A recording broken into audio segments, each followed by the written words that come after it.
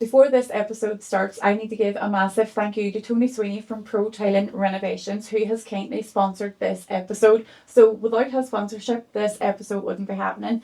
Tony Sweeney is also a local businessman and a massive advocate for mental health. And only last week, Tony actually saved the life of someone who was on the verge of suicide. So massive well done to that, Tony, and thank you again so much. This is a trigger warning for the following episode since we speak about mental health, so we will be speaking about some sensitive topics. This is also a disclaimer that we use some dark humour and bad words as well, so if this is not the podcast for you, you can scroll on, but if this sounds good to you, come in. Sorry, first of all, thank you so much though for coming the whole way here, because how long was it? By the time it was all said and done, it was close to 4.5. Is your arse not killing you sitting? Yeah, it is. But no, you're sitting again. I'm used to squatting, so I have a bit of cushion there. Right, yeah. Perfect. So right. For anyone listening or watching who doesn't know who Ryan Curtis is, give us a wee intro on who you are and what you do.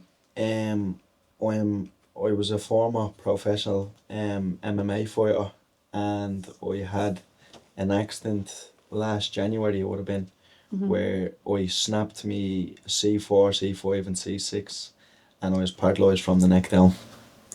Basically that was that was it. It's been over, it happened in January, so it's just a little over a year now. So yeah. So I've been really excited to speak to you because we have something in common, and it's not MMA. Imagine being a kid. So I broke my L4, L5, L6, so it was all bottom. Yours was from, is that the C, the neck? The neck level, right, okay. So I've been really excited to speak to you because it's so hard trying to find someone like in our age group that has gone through this and been told you'll never walk again, and is actually, well, we're limping now. But we're on our feet and we're getting there.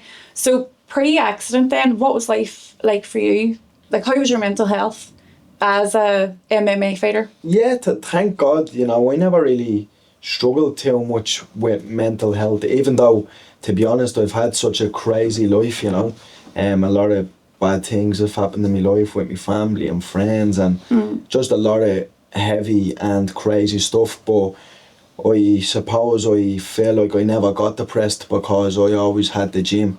That was like, movement was my therapy.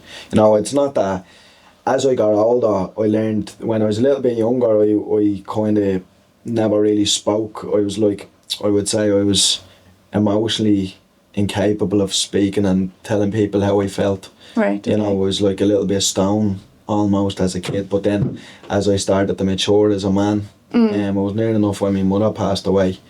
I started to mature as a man, and then I suppose I became more emotionally intelligent, and that's when I'd be able to express how I felt, and I'd be able to tell people and talk with friends and stuff like that. I never kept really anything bottled in when I started to feel them feelings, It was always, I don't know, maybe it was a confidence thing from fighting too, Fighting has definitely given me a lot of confidence that I suppose like it was one of them things like where I never really was afraid of what people thought about me rather, or laughed at me, because I suppose like we could nearly always just bash them in the face, you know what I mean? And, like it's always helpful. It always comes down to that, So I was never afraid to put myself out there.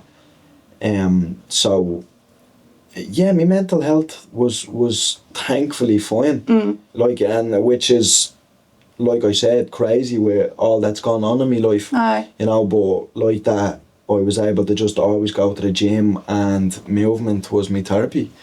So you said your mommy passed away. I'm so sorry to hear about that. No problem. What age were you then? I would have been about 23 when my mother passed away. So you were actively fighting? Yeah. And so she would have seen you fighting and stuff like that? Well, she never came now because... well, I mean, I have a son, and there's no way I would go and see him getting battered. Because I would be in that cage. Yeah, she battered the...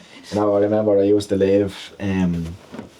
I used to be leaving to go to a fight, like whether that be up the north or in England or even down south, like down in Cork or wherever.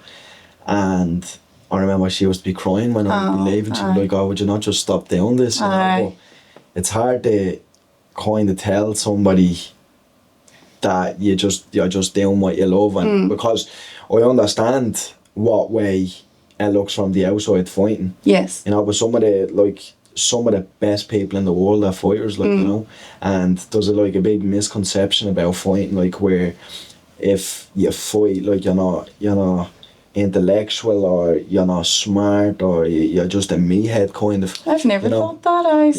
But there is a stigma about that, like, you just fight because that's all you can do. There is a lot of that. But I suppose people don't really see the weight cutting, the techniques, the mindset. There is actually a lot to go on to. You don't just step on a cage and start roundhouse boys, like. 100%. So when your mommy passed away, then that would probably cause a lot of people to, go down this road of, say, drink, drugs, or bad behaviour or whatever. So do you think that you could have went off that road, or were you determined and this is what you wanted to do no matter what happened in your life? No, there was just a lot of drinking, drugs in my family, and I was quickly always able to identify that, so for some people, it's funny what way the mind works, because some people look at stuff like that and then they think that's their only option. But then other people look at that and think, oh, that's exactly what I don't want to do. And I was the second half of that, where near enough everybody in my family was the first one, so. And they were showing you something that you did not want to be. Yeah. But that's just the way life is, and, some people have to make mistakes to learn, right, this is not really what I want to do with my life. But thankfully I was able to identify it by looking and just feeling like that life didn't appeal to me. I was looking at other people whose kind of life that I wanted, and they didn't do them sort of things. Yes. Like successful business people, successful fighters, people with like nice stable, healthy families, nice stable lives, so I was always able to look at them kind of people and, almost nearly not try and mimic them, but like I would kind of say to myself, okay, like, what's their daily habits? What do they do? What way do they think? What way do they approach life? I was able to look at them and think that, not look at people and go, oh, that's everybody else is doing that, so maybe that's what I should be doing, or that's what I'm gonna do. So in a way, you've kind of broken this generational curse. Yes. So when your children follow you now, they are seeing a strong man who doesn't drink and doesn't take drugs, and that's not the life for them. So you're a good role model for them. Yeah. Can we talk about the day of the accident, which you're probably so fed up talking about? But again, you're talking to someone who has been there as well. So this is going to be an interesting conversation to see what way it happened for you and, your recovery and stuff. So let's go back to that day. It was during a training session, is that right? Yeah, it was a training session, like that. It was on the 11th of January. One of them things is, you just never forget the date now, it was just a normal Thursday. I remember I was at the drop my daughter Cassie at the school that day. Then I picked her up from school. We went and had like some food, and we were joking about in the car, like we always like sing together in the car and stuff, we have a great little relationship. And then it was about, maybe it would have been 3 in the afternoon when I'd start to make my way up to Belfast from Dublin to go to the gym. And went to the gym and kind of was just in the middle of the training session. Everything was fine, just like any other Thursday, to be honest. Was in a position that I was in millions of times before, no different. And just whatever way it all happened, my arm got trapped and I got lifted up in the air and slammed into the mat, and my neck just snapped instantly. Did you hear it or feel it, or what was that? What? Do you know what? It was one of them things where I didn't actually know what had happened at the time. I just knew that it was really bad. I remember I've said it a couple of times now, the very first thought I thought was like, or I'm never going to be able to play with my daughter again, and I'm never going to be able to pick her up. I don't know why I had that thought. Was it instant paralysed for you? Yeah. Or was it like a gradual? No, it was gradual, but like the power just wasn't there at all. Like I remember being face down, and this was like the worst. But bear in mind, I'd never broke a bone in my body before this. Right, okay. So I've never ever experienced pain. I do know from, just different things. Like I have a really high pain threshold. But I just remember thinking this pain was like nothing that I'd ever felt. It was excruciating. And I remember what I stupidly done was like I bench pressed my face into the mat to flip myself over onto my back because it was just so, it was like, I just can't even describe the pain. It was just so bad. And then I got myself over onto my back, and I remember just thinking that it was such a relief that it wasn't on my face anymore. Yeah. And was just lying there, and all the lads gathered round, and they were saying like, "Oh, I think he's at the dislocating his shoulder." And I remember just thinking like, it's definitely not. You know, it's definitely not. Worse. Yeah. I don't know what, I can't tell you what's at to happen to me. Yeah. But something bad's at to happen because I can't really move. I can't get up now. I'm lying here, and this is the way I am. I can't do anything. So that is so scary though, because when I have I just say my accident now because it's too hard to explain, but I was doing 5k in the morning before work, and I was doing 5k every day after work, so that was just part of my routine. And one morning, I don't know if I was stretching or tying my list, and then I got back up and I just felt this pop at the bottom of my back, and then like ice cold water running like down the back of my leg, so it was just gradual. And then had to go straight to A&E, and that was it then, just paralysed then from the waist down for 6 weeks. But it's so scary because people, when you tell people you have a spinal cord injury, they'd be like, "Oh my God, what happened? Like, were you in a really bad car accident?" And you're like, "I literally turned the wrong way." yeah. Like I turned, like I don't get old, like, but Jesus Christ, I'm not that old to be breaking things yet. Yeah. But so then again, because I was telling people that you were coming on as well, and I was like, he's kind of the same as me. He was doing something that he had done every single day. He just landed wrong. So I'm constantly saying to my wee boy now, he's doing like headstands and all these rolling things, and I'm like, watch your back, watch your neck, because like we know how easy that it can happen. and there is that aspect of it too, I guess, but I suppose there's one of them things where you just think of it like that. You'd just never leave your house, would you? You would just sit in your house and wrap yourself in bubble wrap. True. You know, that's just the nature of it. You know, so many people have said to me like, "Oh yeah, MMA, it's so dangerous, this, that, and the other." And then I'm like, people like yourself, you know, other people who have met, who've like been on a holiday and dived into the shallow end of a pool, people who've slipped in a shower, you know, that's life. You know, it's not. It doesn't matter what you really do. Don't get me wrong. There is definitely things that like you can do that's more dangerous for something like that than other things. But you know, there's people who do dangerous things all their life, and nothing ever happens. Just sometimes just bad stuff happens in life, and that's just the nature of the beast. So what happened then when you were at the training station? Then were you taken to? Was it in the north? Yeah, it was. It was in the north, so it was Belfast. Yeah, it was taken. Same as me then. Was it Ward 4? Yes. Yes. Yeah. So that's spinal injuries. How long were you there?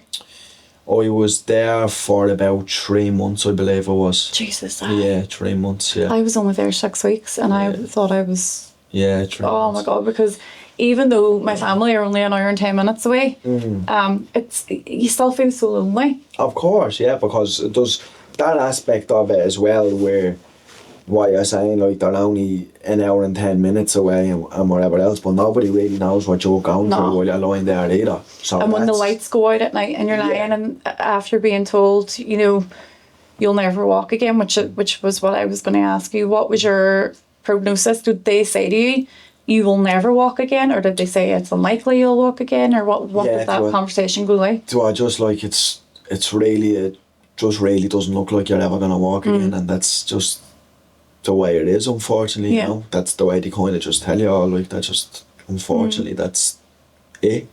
Right. And yeah, that's just the way they told me, and I understand that you know, they say these things every day to people and they give people bad news every day.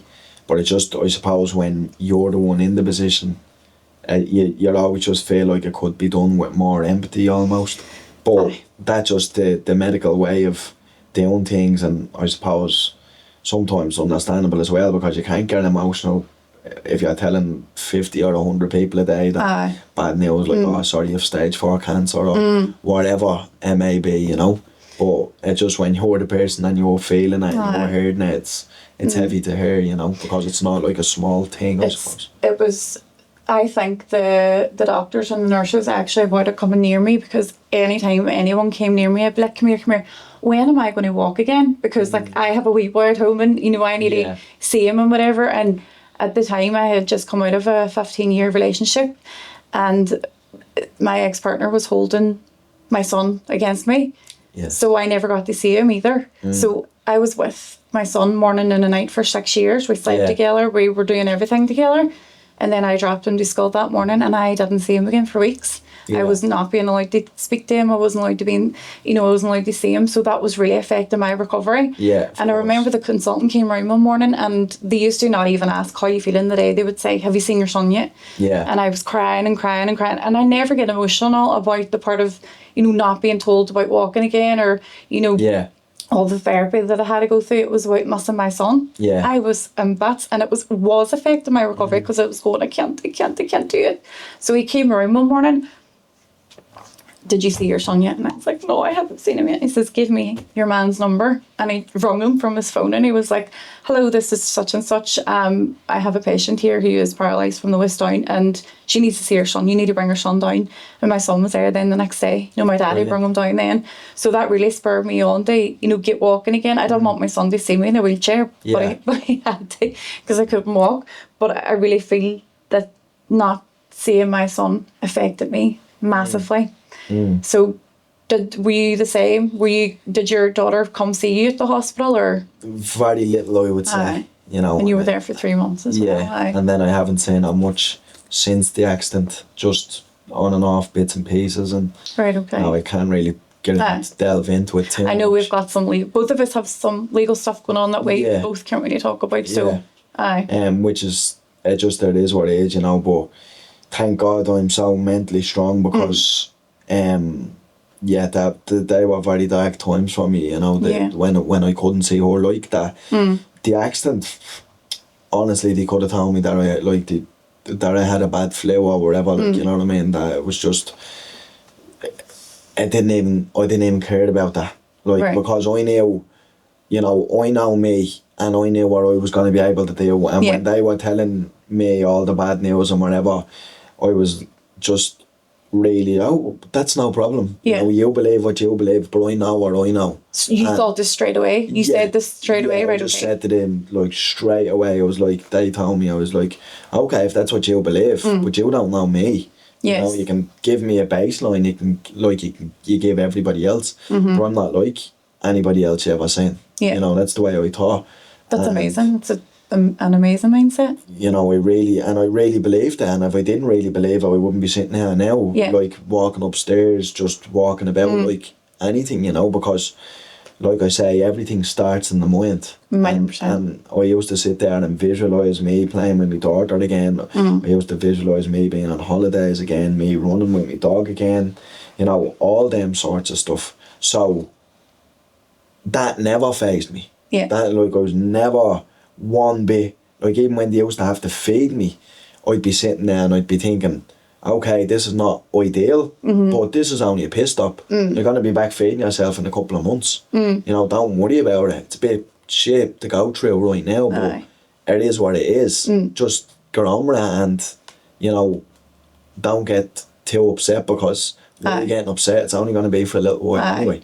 But I'm not saying my daughter, that really took it out of me, and I'm still struggle with that a lot, because there's ongoing things.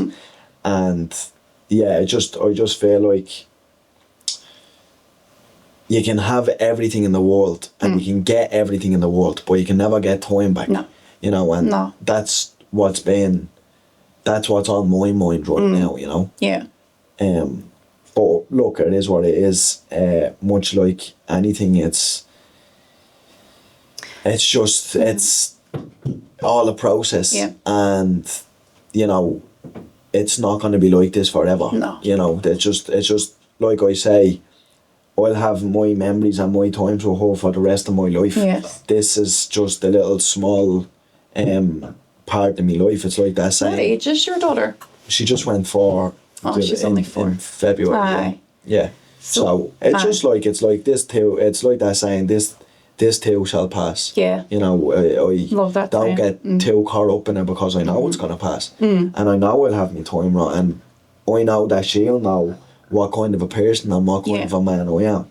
So It's so unfair on the children. Yeah, well, Because my accident was 2 years ago, and my son to this day still has anxiety about me going away because he'll tell me himself, he'll say, "Mummy, you dropped me to school one day and I never seen you for weeks. I thought you were dead." No one was, he wasn't allowed to speak about me, he wasn't allowed to ask about me, he thought I died, and his life had to continue.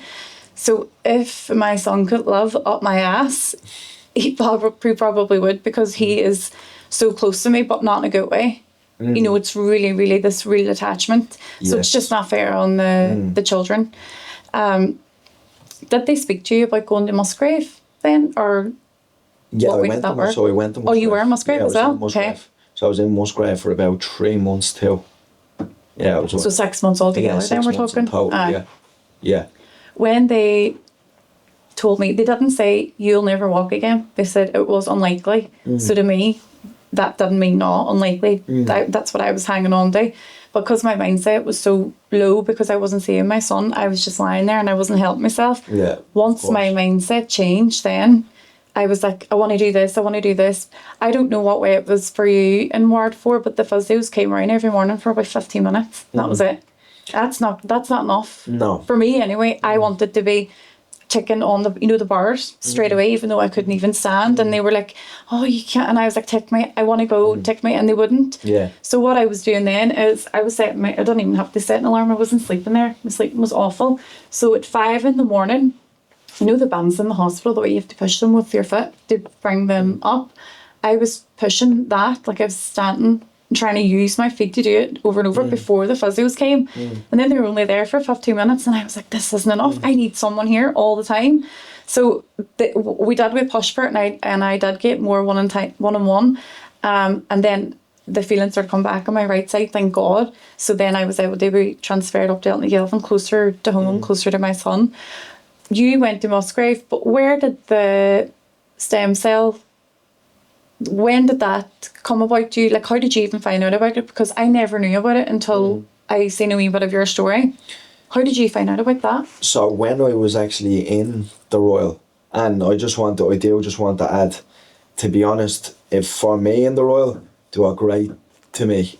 You know, Oh no, they were great. I'm not saying that. I'm not saying that towards. It was just the ones really, like, to be quite honest with you, I nearly felt like they done more for me. The physios done more for me in the Royal than they did for me in Musgraves. Oh really? And that's the truth, you know. Right, okay. They were brilliant for maybe, but to be honest, maybe because they literally couldn't pass my door, and I was screaming at them, "Come in here and do stuff." I know. You know what I mean? They couldn't, We must have been nightmares for them. No, But I was in a room as well with like 80-year-olds, and they had broken hips, and they were like just and I was like, I don't, like, hello, like, I'm only please help me, like, go and let me, and it was constant. So between me and you, they must have been like, fuck this, we're handling our P45. I told them I had a schedule on my door. I made my own schedule. Oh really? Yeah. And I was like, you better come in here and do this with me. And, you know, so they used to send a couple of the students around first thing in the morning, and then the more senior physios would come to me then later on, you know. So I was constantly badgering them. But to be honest, they actually used to have a good time with me in there, because I'm like just always having a laugh and having a joke. So they actually enjoyed me company being in there, because they used to tell me that. Because like that, I honestly never got too upset by it. You know, I never got emotional, I never got upset by the accident, because again, I constantly used to just say to myself, what are you going to get upset about it? It's like, you're going to be grand in a little while anyway. And not only that, you couldn't change your circumstance. That's the way I looked at it. Done, you know what I mean? Like, life is 90% of how you react to something and 10% of what happens to you. You know, and that's the truth. You know, whatever is done is done. Unless you have a little time machine in there that you can lend me and go back to the night of the accident, and you know, you can't do anything. But mindset is all good and grand and talking about it, but when you're what age are you? 30. Oh, you're only 30? Oh, Jesus, you're so much younger than me then. But I remember it was like a Saturday night. I don't know why I remember it was Saturday night, and I was in the Royal and I was being hoisted off the bed and from my shower, and I was going like, this is my fucking Saturday night. Like, is this going to be the rest of my life? And then I would snap and I go, no, it's not. It's not going to be the rest of your life, because you're going to walk. And like you, I was visualising, and I was thinking, and I was going, right, my legs are going to work, and you know, all the rest. You have to have a positive mindset, not just for what we've been through, but for everything that you do in life. Yeah. You need a positive mindset. Did you hear about Dr. what's his name? I wrote his name down. I actually wrote his name down because I wanted to ask you about him. Joe Dispenza. Joe Dispenza, like, Joe has like been such a big part of my life. Are you in his program then? No, but I've been since talking about it, but I'm listening to Joe maybe, I would say 12 years, I think now. Probably even, could be even a little bit more than 12 now, could be even 15 years I'm listening to Joe. You know, a long time. Anyone who doesn't know who that is, Joe broke his back. And he never had any surgery, he says. Yeah. He was able to visually, I don't know, what does he say? Yeah, like he visualised that and he repaired, like, you know, which... I don't know about that, Ryan. What do you think? Honestly, what do you think about that? I just think, like, to be honest, when you understand the science behind it, because I do understand the science behind visualisation and everything else. Yeah. But when you do say it sounds like you're living in la la land, and you know, it sounds cool, but when you understand the science, how it's able to change, your brain can change how your what's happening in your body. You know, there is real science behind that, and I suppose until you understand the science and until you've done the research on the science, it does sound crazy. Yeah. But because before I would have seen that like that, I would have been like, you're going to tell me you can sit there and just think of something and your body's just going to fix itself. That's not realistic. No. But when you understand the science behind it, it's like, you know, and I've been, like I said, I've been listening to him a long time now, you know, Joe, like, and other people, you know, but Joe's like, for visualisation, like, he's the king. Yeah. But I'm not saying what he's saying isn't true, you know, it obviously is, but I mean, if you think back to you having your accident, lying on the mat and the pain and stuff you were in, do you honestly think that you would be able to visualise getting better and not having surgery? And not without surgery. Okay, yeah. This is what I mean. Okay, sorry. Yeah, but see, because he didn't have, he says he broke his back and he didn't have surgery, and he was able to visually and mentally fix his own back. You know, maybe to be honest, like, I don't know, with a broken back it's maybe a little bit different. I don't know, but the thing about it is when it's spinal damage and then you have to take, you know, you have to take out excess bone and stuff like that. You know, that's a little bit different. I feel I don't know enough about his specific injury to comment on that, because I don't know. Yeah. But no, at least for me, you know, I wouldn't be alive if it wasn't for the surgeons. Same. So that's why there's no question. You know, that I wouldn't be here, and the guys were fantastic, my two surgeons, like absolute gentlemen. And like, you know, I don't like to say about luck and stuff, but I was actually so lucky that I got them two particular surgeons, because they were like world class. Probably, you know? The surgeons that I had as well, let's not mention any names just in case you don't want mention, but I had 3 surgeries on the 6 weeks that I was there, and it was the same 2 surgeons as well. It would, the care, as you said, they were brilliant, because we were there so long, you kind of make friends with the nurses and the staff and all as well. So I don't have anything bad at all to say about them, but the stem cell not transplant. No, it's stem cell regeneration. So it's a place, or the place where I go is a place called BioAccelerator. Who told you about this, first of all, Musgrave or Belfast? Neither. Right, okay. They don't actually. This is something you found out yourself? Yeah, right. the medical system don't really like you going to these places, to be honest. I was actually warned against it. Right, okay. Yeah, it's just...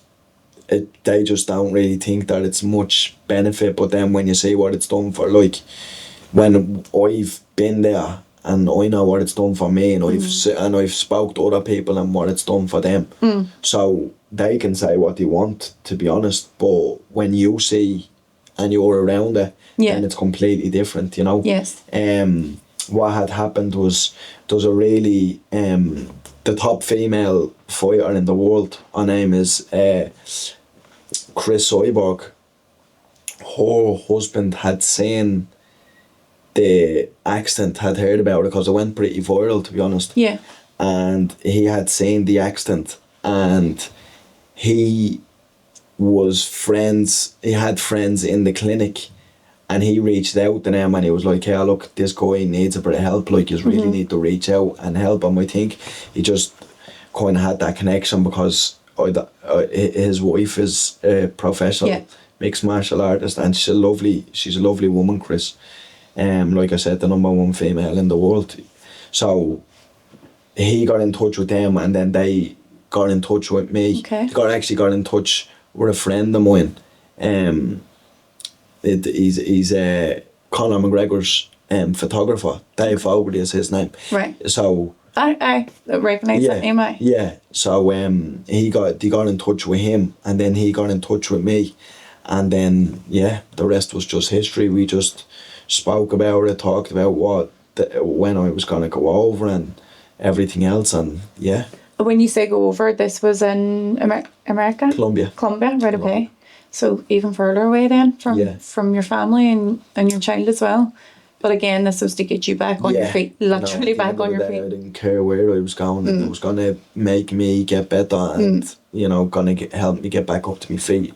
It didn't matter. Obviously, the amount of money then to get over there though. Yeah. How much? Well, it was roughly. It was like I thank God I had a GoFundMe. There was a bit of controversy around the GoFundMe as well. Some funds were misappropriated, we would say. Yeah, I was going to ask you about that. Yeah, again another legal issue that you can't talk too much about. Fully delve into as much as I would like, but there was some funds that was left and was able to go over and get some treatment and so. But how much for, say me, now if I wanted to go over, is there a broad... It's just like you kind of... person specific, is it? Yeah. You know, that's like, because I get that...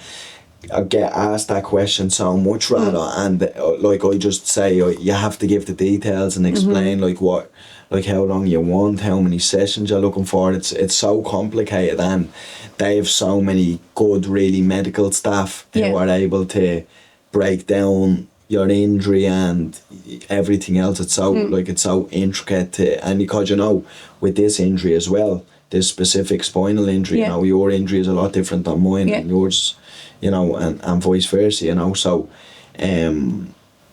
it's just because obviously they're the questions that I get asked by spinal injury patients, so it's like so different for everybody, and it varies so much, so that's why I always just pass them on to them people. But you know what, it was such a breath of fresh air to go over there, because I had been the first kind of people that I had met in the medical setting that was positive with me.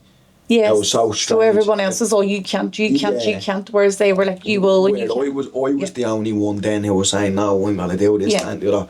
But like when I got to Colombia, they were actually so positive with me, and it was like a breath of fresh air. I was almost taken back, kind of saying to myself like, oh my God, you are positive there?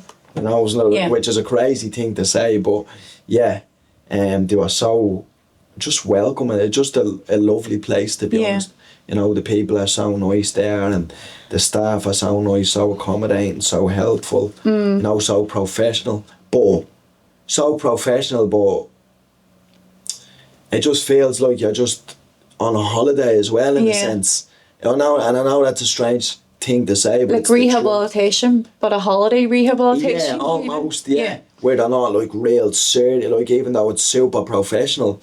It just, I don't know what way they explain it really, it's just it's a great place. Well, I had actually never heard of it until I seen your story, and then I start looking into it for myself, because obviously if I can get my bladder and all, my internal organs back, then that's something that I would want to look into. So when you were paralysed from the neck down, did that include your internal organs as well? Yeah. It's the same as me then. Yeah. So Yeah. when you got the stem cell treatment, did they all come back? Yeah. Did they actually? Mm. I'm Yeah, booking a flight tomorrow yeah. and I'm going out there. Yeah, so That is unreal though. thankfully.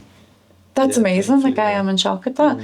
I was speaking to a guy, actually, he was on the podcast last week. He is in a wheelchair though. He was in an car accident when he was 18. I don't know if you know him. He's called Peter Mitchell.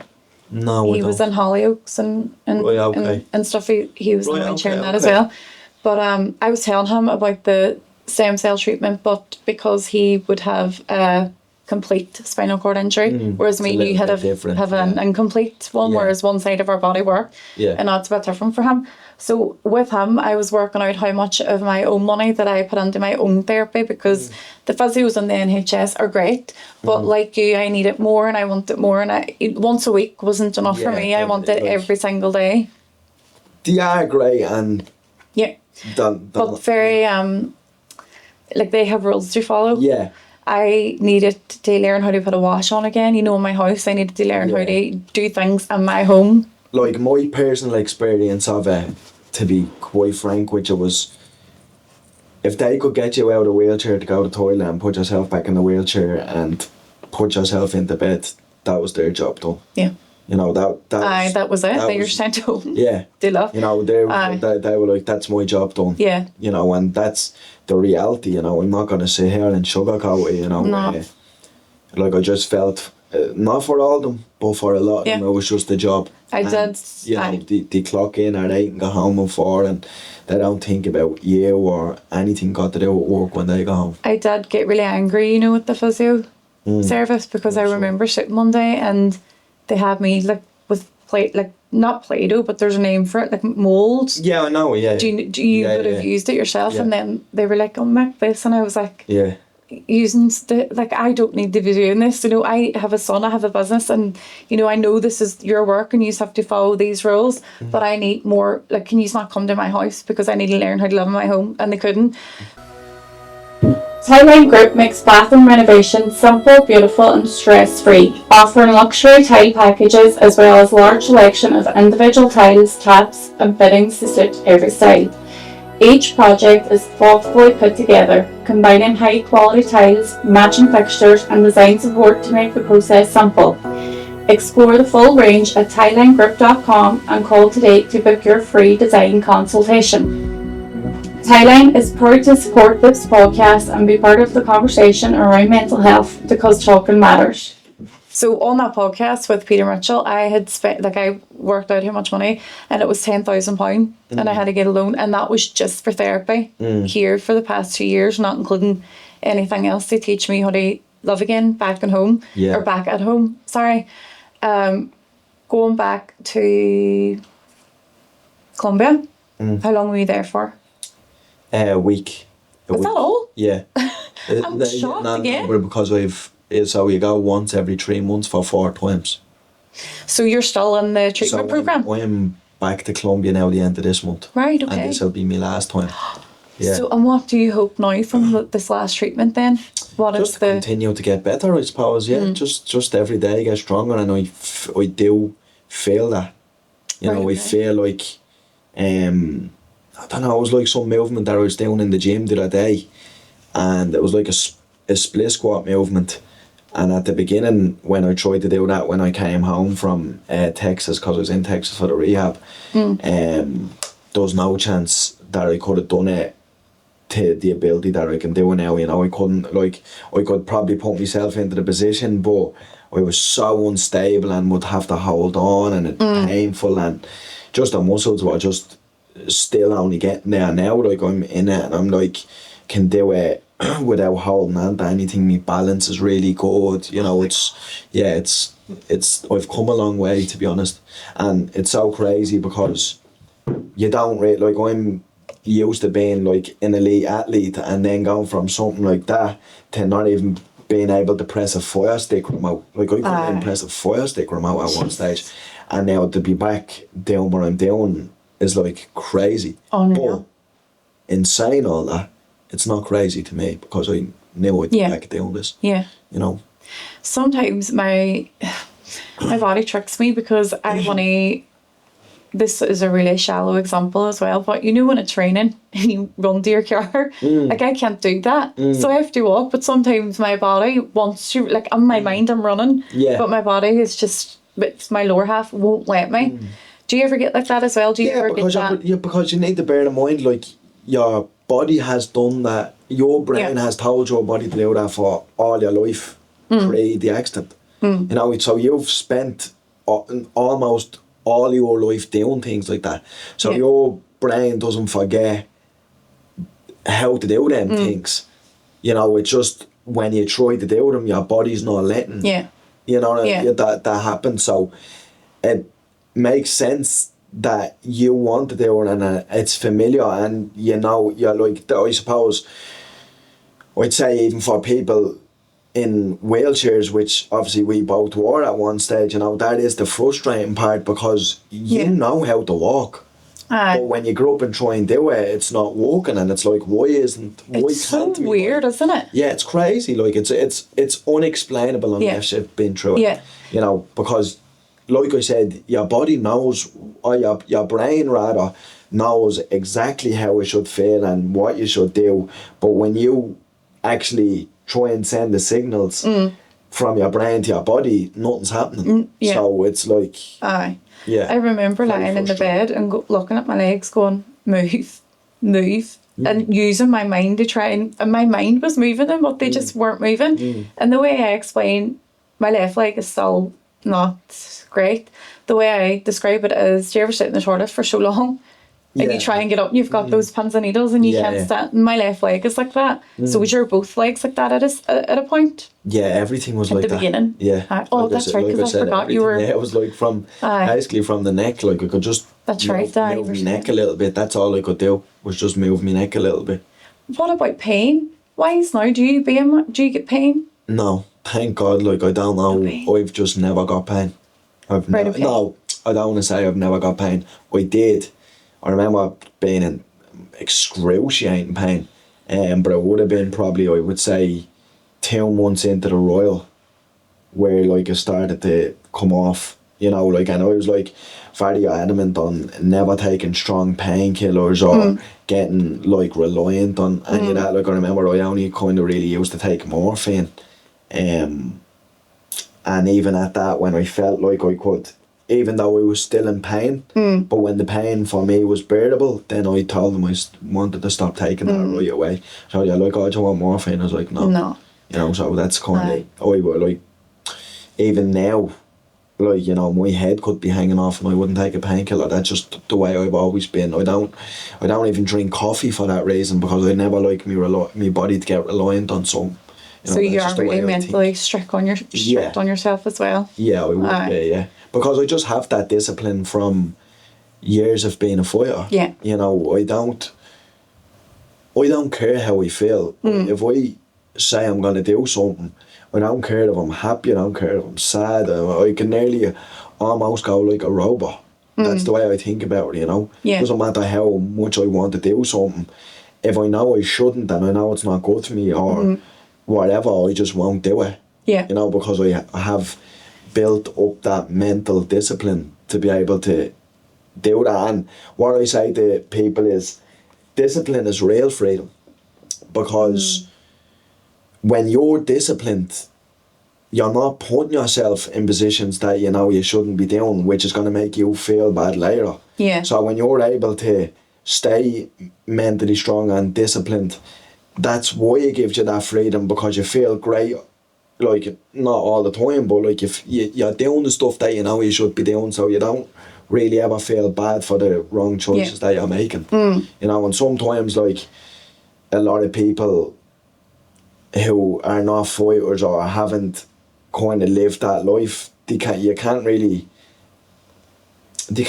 to that almost. Yes. You know? Yeah. Because like I've been out in nightclubs since I'm like a kid, and my friends would be like, how are you even out here, like, in this setting and you're having a good time, and like, is your head not wrecked? And I'd be like, no, because you know, I know that I have a fight in 5 weeks, and that's way more important to me than any drink. But like, it's like, you shouldn't have to miss events either. If you're disciplined, you can do that. You Yeah, can you go. don't need alcohol to Yeah. enjoy things. You You know. shouldn't. You shouldn't really. Yeah. Just before you came, just when you were talking about painkillers and that, I was just saying to Steve, like the doctors would literally give me anything that I wanted, but I don't take them because I can't. Because one, I'm a mommy, I need to drive, and I have a business that I can't. If I took them, I'd be in the house all day, like stuck to the sofa. And then I also get a lot of, like I would still do the key, which is here in the city. It's like a really popular walkway. Okay. So I would do that a lot, and people would say, I always see you up the key. You're so skinny already. Why are you doing that? And I say, because I was told I would never walk again. Yeah. Once you're told you'll never walk again, you'll never sit on your ass. Yeah. Like I'm always up, and if I'm going to walk or whatever, I'll always go, I can't be bothered. And then I go, mind you, they said you couldn't walk, and then I'm up. Yeah. of Walking course. in, it gets you going. We spoke briefly about your daughter and how much you missed her when you were having your treatment. What is your relationship like with your daughter now? Yeah, my relationship is brilliant with my daughter. It's just like that. Like I can't really talk too much about it, but let's just say like I'm not seeing her as much as I would like to see her. Yeah. But when I do see her, what's most important is she's so happy to see me. Aye. And we have such a good time together. Aye. Like the best time in the world when I do see her. Aye. Yeah, it's just like I said, I can't really delve into it much, but it's not as often as I would like. That's the only thing I'll say. But what's most important is when I do see her, I make the time count, and we have such a great loving relationship. That's so lovely to hear. Yeah. When sorry, correct me if I'm wrong, I'm jumping back a bit as well. When you had your accident, were you married or were you in a relationship at that time? Yeah, I With was. your daughter's mum? Mother, yeah. Right, okay. Yeah. And then She left me while I was in hospital, unfortunately. right, okay. Yeah, she left me.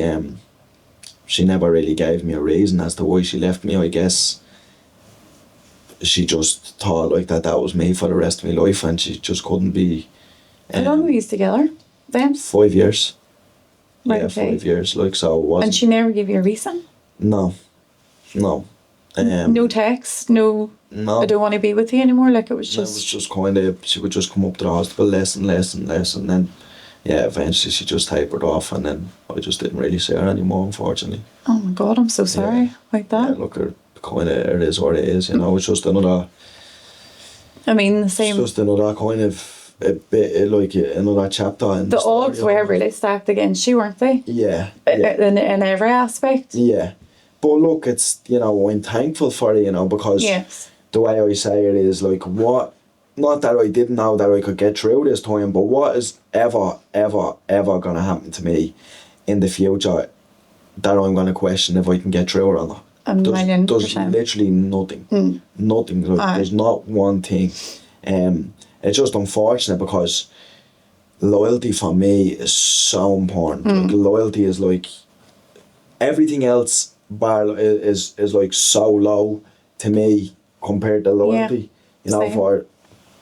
For something like when I needed somebody to be there for me at the lowest point in my life, that I never thought I would have to question whether they were going to be there for me or not, and then to be literally just like left there like I was a broken toy. That's the way I felt. I felt like I was like a kid playing with a broken toy, and then the toy broke, and then they didn't want to play with me anymore. I had the same. The same experience. I was lying in a hospital bed, and I was being tormented via text, and I was like, my life is over. And this was before the positive mindset, and again, like you, the odds were stacking up, and I was like, right, okay, so he's gone and I'm useless. And he was calling me disabled, see you next Tuesday. And it was just, I'm laughing about it now because like I'm over it, but when I look back now, I always think I'm so happy that all of that happened to me though. Are you not? When you look back now, do you not happy? Yeah, no. But I mean, the thing about it is, I just really just wish I didn't have to find it out at that point in my life. That's the one thing that I'll say, because that's when I needed the person who I thought meant most to me, you know, in the whole world. I thought, like, you know, that's when I needed them the most. And, you know, so to be just lying there, paralysed from the neck down, you know, feeling vulnerable, feeling insecure, you know, lonely, all So them sort of feelings, you know. And, you know, the crazy thing about it is you have all them feelings when everybody else is there, and like when them kind of people are there for you anyway. So that, think like that, you know, it must be like times a billion when they're not there. You know, it, like, because completely reinforces at those that feelings. time, at that time, they were my person. Yeah. You know, they were like, you could have sent JFK, Mike Tyson, Elvis, anybody into the room, and I would have said, just leave. I only want to see. Or, you know, so that's not the way it played out, unfortunately. You know, and I suppose it's really sad as well, because this person would have been there for you, probably front row when you were fighting, and you know, when all the attention was on you. Of course, you know, when the lights are on, and you know. But it's when the lights go off, who's there for you? Well, that's it. It's like, you know, it's easy to be there when everything's going well. I will say. So who was did you have a support system then when all this was going on with you? Like, I have the best friends in the world. That's unreal, like, the best friends in the world. Like, there's nobody, like, and it's nearly like I can confidently say, like, they are the best friends in the world. Do you know what? I can really see that from your stories, how close and all you are, and everything that you've been through as well. It's good that you did have such a good support system. Still, you know, you still had the boys to rely on. The best friends and like some good family members also, you know. So I did have plenty of support. Definitely, it was just like at that time, you know, it was just like when you're looking for your person and they're not there for you. But look, at the end of the day, you know, what I say is, you can't be angry because you can't control what other people's actions are. You know, with my integrity, I can sit here and I can say what I would have done in that situation. You know, because at the end of the day, like, look at the kind of person that I was telling everybody I was when I was at my lowest. You know, like I'm the same person. I was the same person at my lowest that I was at my highest. Yeah. You know, and I've been at my lowest, and the whole, like, a lot of the world have seen me at my lowest, and I've still been that same person. Yeah. So, you know, what I'm saying is, like, even though I was at my lowest, you know, I was still me. I've never been anybody else. Might have been a little bit sadder, but still the same person. And, you know, I didn't need a traumatic accident for me to find out who I really was. I was so secure and confident in myself way before the accident, you know. But obviously, when, you know, because I've had such a crazy life also, you know, I've been through adversity, I've been through hard times, and, you know, that's what I say, like, it's the people who have been through the most who are the strongest people in the world, you know. The people who are the weak people, who've never been through adversity or never put themselves out there, they're the kind of people who go shoot up schools, and, you know, they are the weak people, you know. And it's the weak people are the most dangerous people, because they are the ones who don't have the self-control or the discipline, or they're not good people. Like, you know, the way I look at life is, like, I've been through so many crazy times in my life that if I can stop somebody else going through crazy times, you know, where other people try and inflict crazy times, like, you know, bad people, they try and inflict crazy times on other people's lives, where I'm the opposite. I'm like, oh, I know how bad that feels, so now let me try and help you not have to feel that pain. So if I can help somebody, like, you know, not have to go through a hard time in their life, or give them a shortcut to get through it, then I will. You know. But that's I'm only capable of doing that because I've had them tough times in my life. Do you know? Like, if I never had them tough times in my life, then that's when you're more likely to try and I don't want to say that everybody who has never been through tough times in their life tries to inflict pain on the world, but I definitely feel like the people who do try and inflict pain on the world, they are the mentally weaker people. You know? When all this was happening to me as well, I did question me. Like, I must be a bad person because, why else would all this be going on in my life?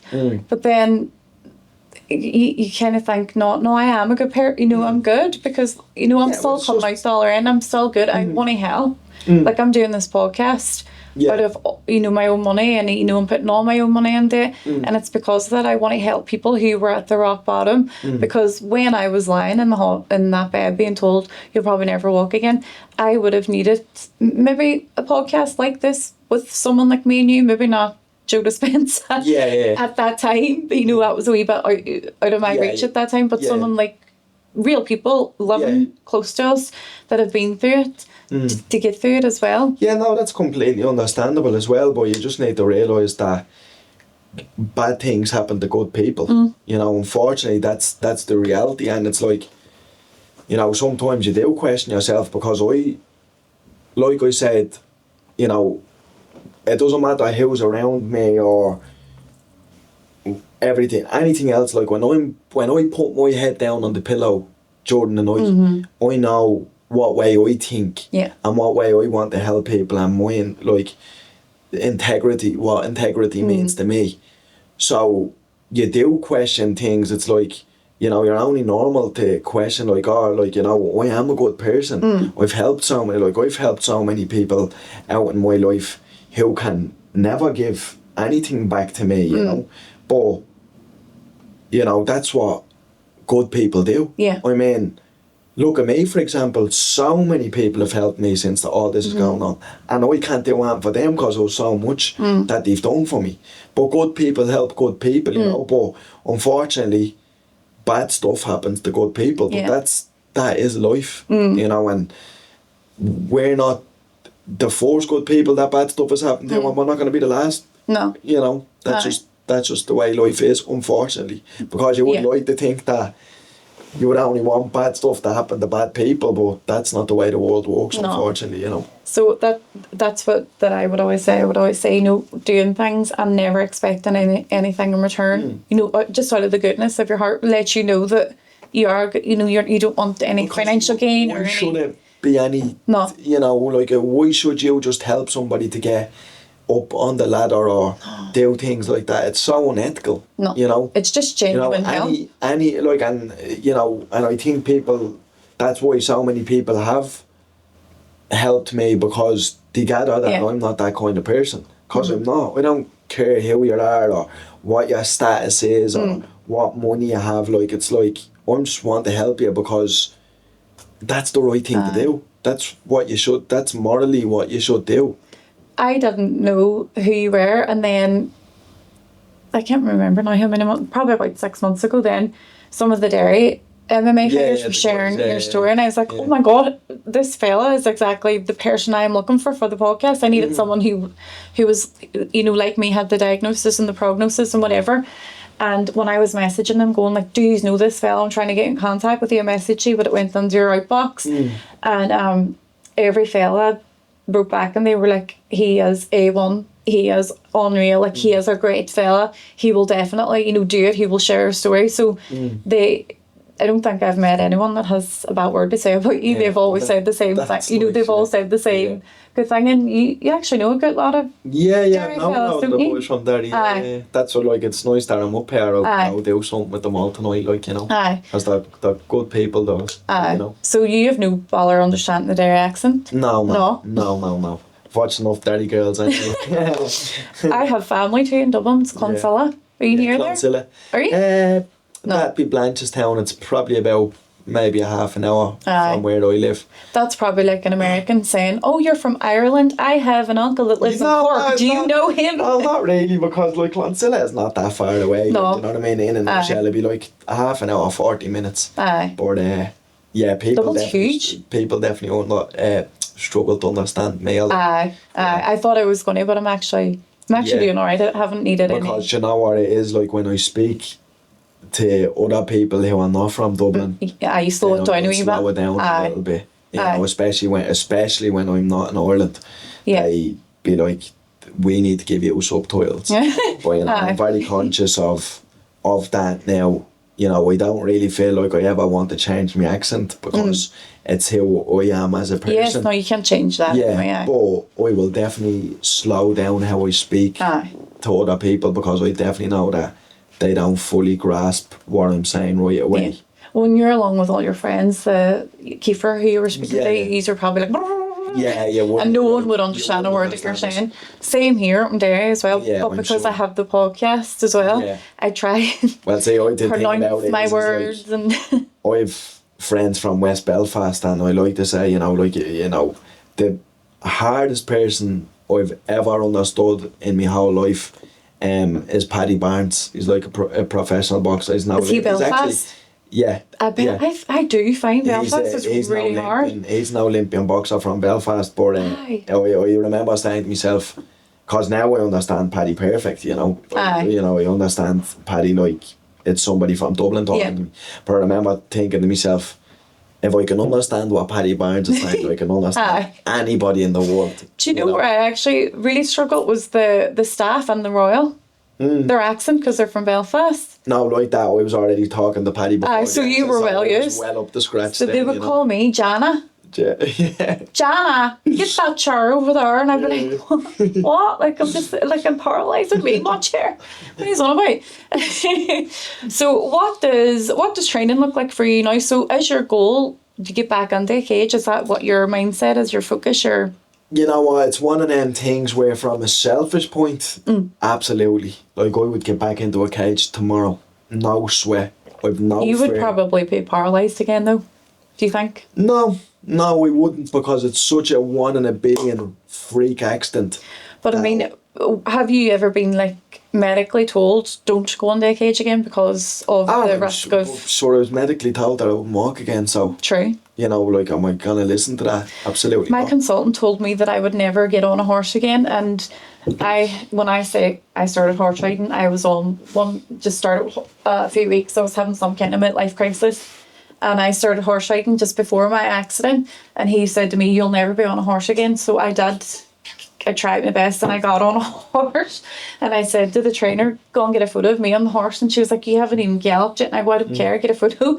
And then at my next appointment, I was all look, and he was like, "What?" And I go, "I'm on a horse." Mind you, said I would never be on a horse, and he was like, "Why would you get on a wild animal? You literally were paralysed, and now you're going to chance it." But I never went back because the risk is too high. I don't want to. You know, the only, like I said, from a selfish point of view, I miss it so much, and I'd absolutely do it tomorrow, but I wouldn't, because there's just so many people at the help of me, and I would just feel like I would just be disrespecting everybody who's helped me up until this point.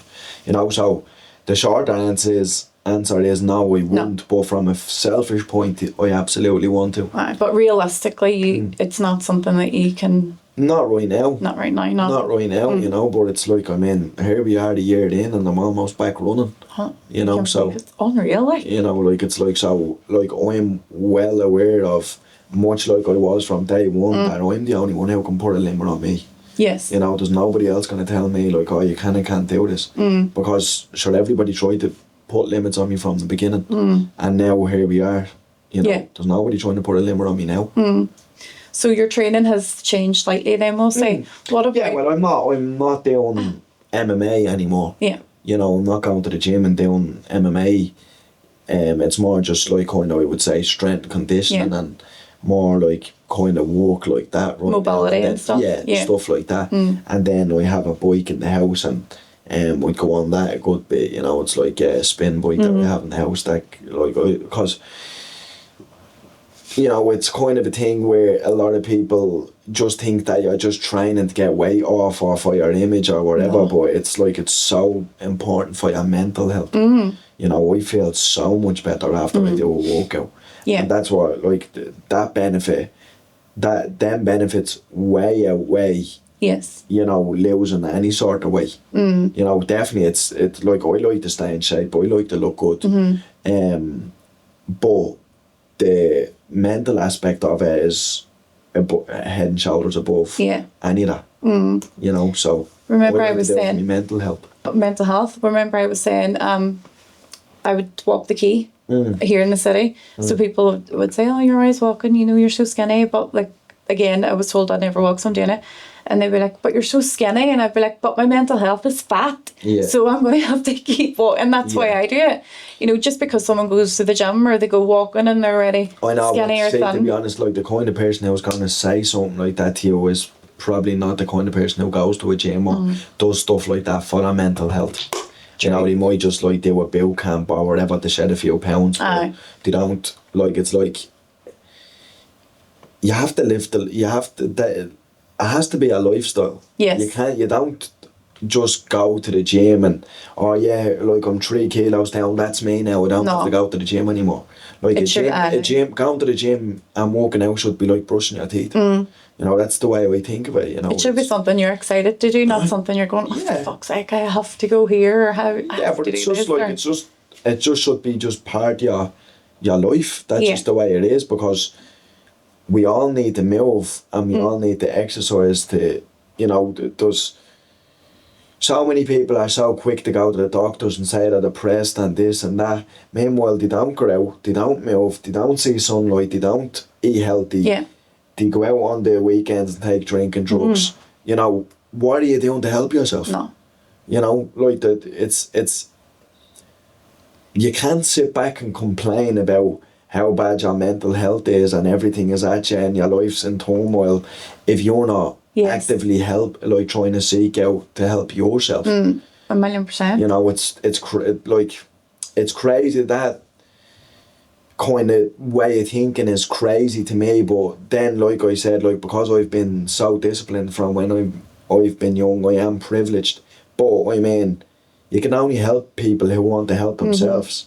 You know, you have to be disciplined to not be eating shit food and not going out and drinking and partying and taking drugs.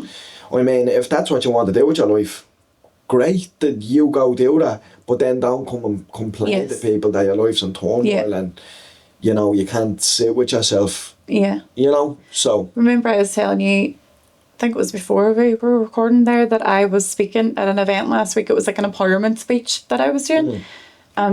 People were, you know, saying, oh, you know, you're so strong, you know, everything you've been through, how have you, you know, how are you so strong in this, looking like this? And I said, do not underestimate the power of a simple, healthy diet, loads of water, a good sleep routine, and a good workout routine. It doesn't mean you have to go to the gym. I can't go to the gym no more. My training looks different now. I do Pilates and walking. Never underestimate the simple, you know, those small things make them biggest difference in your life. Of course it is, because all the little battles win the war. Do you know, that's like, and that goes from everything though, like, you know, that's what are you listening to, you know, what's the kind of, you know, I haven't listened to the news, and I've never listened to the news in my whole life. I've never read a newspaper, you know, because what good is me hearing about, you know, how many people's at getting blown up in this country, or the guy who's at getting stabbed down the road. Like, what benefit is that to me, to my life? You know, it's not, you know, you might be a little bit misinformed, I suppose, politically and whatever, you know. But I would rather be, like, I don't know anything about politics. Like, I don't know what's going on. Like, you know, with politics, like, I have friends and we would speak about politics, but I only look into certain things about politics, you know. But with, like, certain things, like where he was getting stabbed and shot and all them kind of things, like, I mean, that's just negative stuff that I don't need in my life. And I suppose the other people that you surround yourself with, like your friends, you need to be in the company of positive people. Well, the truth for it is, I'm not in, though. I don't have any company who's negative people, because I don't allow negative people like that into my life. You know, you hang around with 5 negative people. Energy drainers. Yeah. You're the sixth. Mood healers. Do you know what I mean? Like, you hang around with 5 people like that, guess what? You're about to be the 6th. Yeah.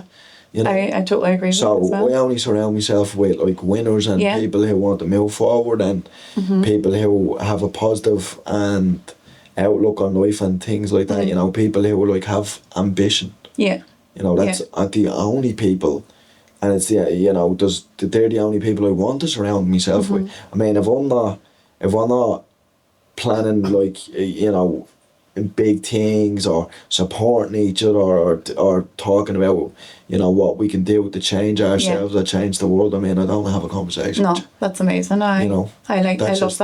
That's just the reality. I mean, that's not. I don't want to say that I would never help a negative person, especially with their mindset, because if they come to me and say that, well, that automatically tells me that okay, I'm willing to change and I want to change.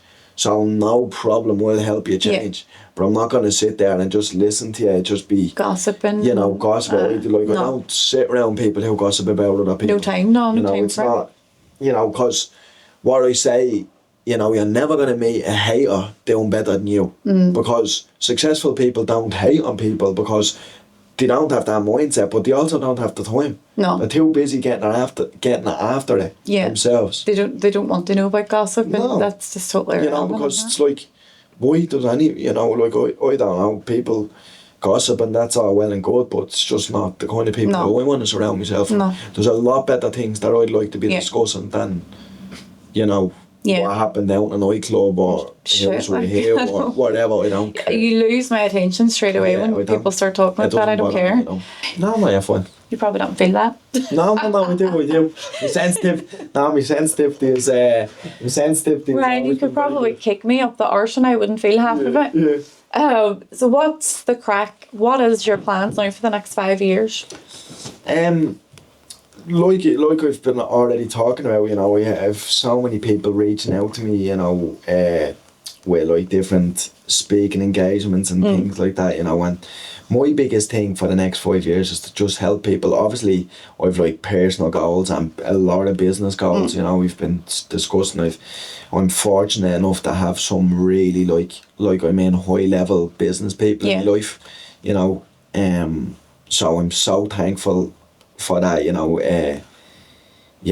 people who can teach me so much about business and just everything, so I'm really thankful of that. So there's a lot of business going on in the background and stuff, but I would say the biggest thing is just to help people, because I just feel like after going through something like this, this is kind of stuff that I always knew about myself. Yeah. But now it's just glaring for other people to see, because it's like they have a thing to go, oh, look, he did do it. You have the backstory. You've lived it now, so you can stand up and give this advice, whereas before you probably... I knew that I was always capable of doing stuff like this. It's just, unfortunately, sometimes people have to go through some stuff to take you seriously. 1,000,000%, I get that, But like that, I reach out, people reach out to me every day, and I spend a lot of time during the day, helping, getting back onto people and helping them out, anybody who needs advice or if they're struggling. And it's not even people who have, a lot of the time, it's not even people who have had accidents and stuff, it's just people going through hard stuff in their life. Yeah. So I would say the biggest thing for not only the next 5 years, but even past that, is just to help people. I feel like I'm in a very good and a very fortunate position to be able to help people. Much like I've received a lot of help over the last year, thankfully. Yeah. Because make no mistake about it, I like to say I'm a one-man army and everything like this, but without the help, I definitely wouldn't have been got a good support. where I am, 100%. My son's only 8. He loves the podcast. He loves helping, and I don't research guests a lot because I like the conversation to be genuine. But obviously, I need to know who I'm talking to as well. Yeah, so of course. He's always there at night because, again, he would love up my ass if he could. So when I'm researching people, he's looking on the laptop. So I showed him you, and then I give him a wee background, and I always give him the opportunity to ask a question. So his question for you was, what was your first thought when you broke your neck? That's his words, when you broke your neck. Yeah. The first thought when that happened, what did you think? The very first thing I thought was you're never going to hold your daughter again. Which is the heaviest thought. I did. Like I say, I don't get upset about it anymore, but I still do get upset about it. It hurts here. Yeah. Aye. Yeah, it just depends on whatever way I'm feeling that, whether I get upset about it or not. But I'm not afraid to get upset about it. No, I'm definitely not. Like, I've cried about it so many times since. And like that, I've never cried about the accident. I've only ever cried about her because I just love her so much, and she means more to me than life itself. So to think that that could have been a possibility, to never be able to play with her or not be a big part of her life or whatever is so hurtful. But I don't dwell on it because I knew it was never going to be the way that it was going to all pan out anyway. But yeah, the short answer is that's the first thing that I thought. I do get like you, only when I talk about my son. It's just that parent love. Yeah. And we know that what we went through when we missed them and we were going through our worst, and that's when I would get emotional. Not that you might not walk again, you'll never understand what unconditional love means until you have a child. That's it. You might think you do. You love your dog and this, that, and the other. Like, it's like I only ever feel how my ma felt about me now that I have a daughter. And Cassia will never understand how that love until she had a child. So now you understand why your mommy was crying when you were going out to get your head kicked off. So if your daughter would turn around now, well, when she's older, we're like, I'm going to boxing, you'd be like, no, you're not. Who do you think would run a race out of me and you? We'll have to go out to the car park. Will we actually? I'm willing if you want to do it. And if you take out Connect 4 here now, we'll try and beat you at it. I'm so competitive, so am I though. Yeah, well, let's do it. But I think a spider would probably beat me in a race at this point. I am so. In my mind, I've seen you moving around there. Yeah. In my mind, I've beat you already at the race, 100%. But my body might not let me. But I'm going to give it a go. 100%. I'm going to get Steve to record it and see who. That's what I was going to say. See who gets airlifted first. It's probably going to be me. Let's wrap it up now then, because I think you've given us enough time, and I know you've hopped out with Blaine Miguel, your friend up here in Derry. If you had to give one piece of life advice now, what would it be? Just believe in yourself and don't let anybody tell you any different.